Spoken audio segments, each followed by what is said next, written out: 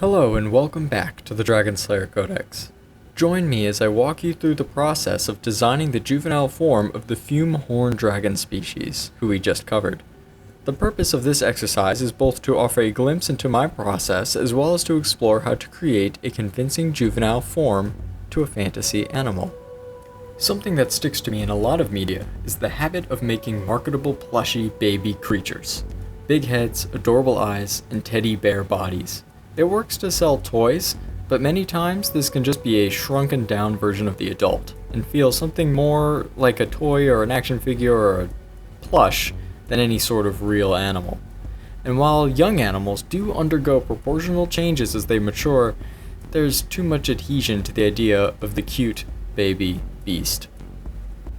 I believe that to make a monstrous creature design more believable as an animal, we can design the awkward young fumehorn with real animals in mind, to make a silly, ugly, cute sort of beast that you'd actually see in nature. Let's begin with the head. Using the adult as reference, I'm sculpting the skull with the massive horns in mind. It has large eyes, the flat face of the adult, and much shorter, wedge-shaped horns. For the fangs, I'm going to keep them as snaggle-toothed as the adult, a kind of messy mass of baby teeth.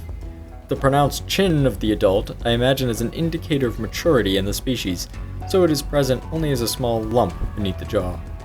Now, I'm making a smaller thumbnail. This helps me lay out the shapes of the design without getting caught up in the details. The reference for the fumehorn's upright kangaroo posture is the depiction of vintage theropod dinosaurs and their tail-dragging majesty, so I'm keeping that in mind here. The legs in juveniles are long and lithe, as they need to run from their many predators at this age. This is a more athletic sort of baby, like a young horse or giraffe. Let's make that neck longer too. Now I refine it on the larger drawing, replacing the low-resolution sketch with finer detailing. Skin wrinkles and soft gummy textures help convey the youth aspect, I think. I'm messing with the scale texture as well, and how I want it to be at this stage of life. Now let's take a moment to see how I explore various textures on the baby dragon, balancing a well-developed leg without making it feel too aged or cragged.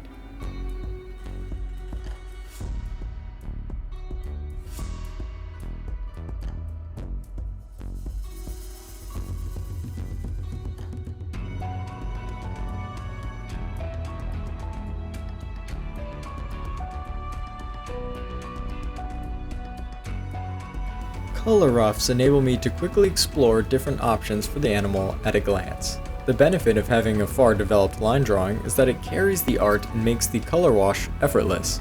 This was a tip given to me by the great Terrell Whitlatch when I studied under her for a few months, and her knowledge on this matter is really second to none. Let's explore presentation now. Environments, maybe. I quickly scrapped it as I enjoyed the simple wash sort of look.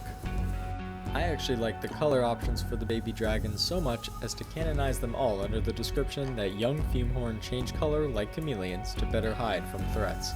After that, it was quick to wrap up and finish the illustration with some text, and the adult added in as reference. In making this video, I hope not only to share my process as an artist, but also express my thoughts on nature and world building while doing so. My setting of the Dragon Slayer Codex is extremely dangerous and filled with terrible dragons and wretched beasts, but finding time for the quiet moments ties their world together in a way that makes them feel all the more real. Again, quoting Whitlatch, nature has the best design, and every creature designer worth their salt will look up to it with both awe and inspiration. Even the funny appearance of ugly baby birds or goofy hatchling reptiles provide a sense of naturalism when applied to our creature design, much more than simply scaling down the adult. Thank you for watching, and thank you to my patrons for supporting the channel and making all of this possible. Until next time.